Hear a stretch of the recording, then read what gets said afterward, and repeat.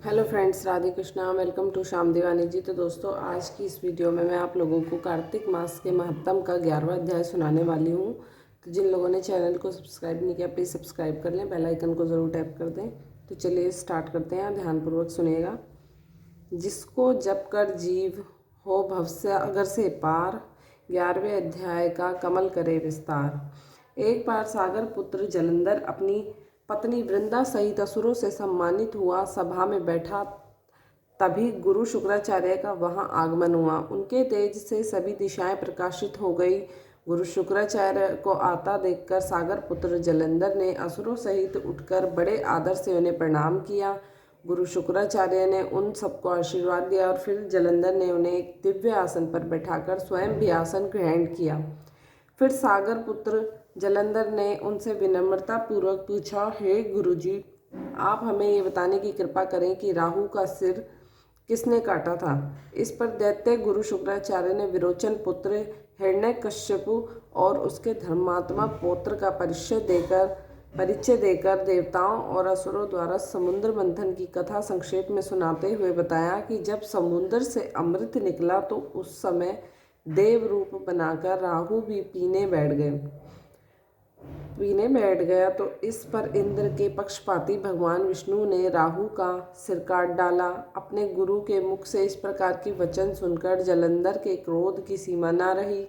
उसके नेत्र लाल हो गए। फिर उसने अपने धस्मर नामक दूत को बुलाया और उसे शुक्राचार्य द्वारा सुनाया गया वृत्तांत सुनाया। तत्पश्चात उसने धस्मर को आज्ञा दी कि तुम शीघ्र ही इंद्रपुरी में जाकर इंद्र को मेरी शरण में लाओ।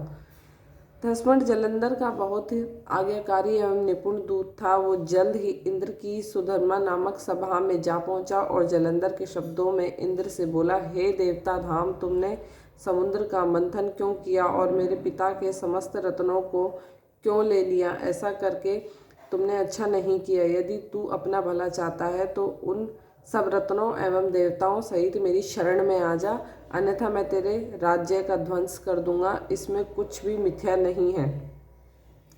इंद्र बहुत विस्मित हुआ और कहने लगा, पहले मेरे भय से सागर ने सब पर्वतों को अपनी कुक्षी में क्यों स्थान दिया और उसने मेरे शत्रु दैत्यों की रक्षा क्यों की? इसी कारण मैंने उनके सब रत्न हरण किए और मेरे द्रोही सुखी नहीं रह सकता, इसमें संदेह नहीं। इंद्र की ऐसी बात सुनकर वो दूत शीघ्र ही जलंधर के पास आया और सब बातें कह सुनाई। उसे सुनते ही वो दैत्य मारे क्रोध के अपने ओष्ठ फड़फड़ाने लगा और देवताओं पर विजय प्राप्त करने के लिए उसने उद्योग आरंभ किया। फिर तो सब दिशाओं पाताल से करोड़ों दैत्य उसके पास आने लगे। शुंभ निशुंभ आदि करोड़ों सेनापतियों के साथ जलंधर इंद्र से युद्ध करने लगा। शीघ्र ही इंद्र के नंदन वन में उसने अपनी सेना उतार दी। वीरों की शंख ध्वनि और गर्जना से इंद्रपुरी गूंज उठी। अमरावती छोड़ देवता उससे युद्ध करने चले। भयानक मारकाट हुई। असुरों के गुरु आचार्य शुक्र अपनी मृत संजीवनी विद्या से और देव गुरु बृहस्पति द्रोणागिरी से औषधियां लाकर जिलाते रहे। इस पर जलंधर ने क्रुद्ध होकर कहा कि मेरे हाथ से मरे हुए देवता जी कैसे जाते हैं? जलाने वाली विद्या तो आपके पास है। इस पर शुक्राचार्य ने देवगुरु द्वारा द्रोणाचार्य से औषधियां लाकर देवताओं को जलाने की बात कह दी। ये सुनकर जलंधर और भी कुपित हो गया। फिर शुक्राचार्य जी ने कहा, यदि शक्ति हो तो द्रोणागिरी को उखाड़कर समुद्र में फेंक दो, तब मेरे कथन की सत्यता प्रमाणित हो जाएगी। इस पर जलंधर कुपित होकर जल्द ही द्रोणागिरी पर्वत के पास पहुंचा और अपनी भुजाओं से पकड़कर द्रोणागिरी पर्वत को उखाड़कर समुद्र में फेंक दिया।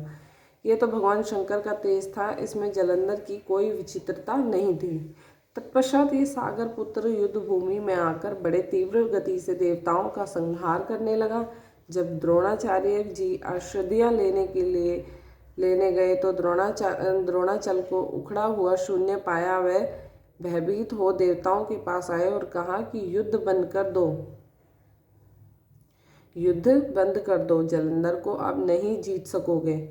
पहले इंद्र ने शिवजी का अपमान किया था। ये सुन सेवता युद्ध में जय की आशा त्याग कर इधर उधर भाग गए। सिंधु सूत निर्भय हो अमरावती में घुस गया। इंद्र आदि सभी देवताओं ने गुफाओं में शरण ले ली।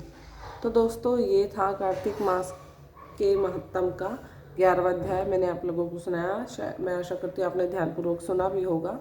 तो अगर आपको पसंद आया तो प्लीज़ लाइक शेयर कमेंट ज़रूर कीजिएगा। मिलते हैं अपनी नेक्स्ट वीडियो में, तब तक के लिए नमस्कार, राधे कृष्णा।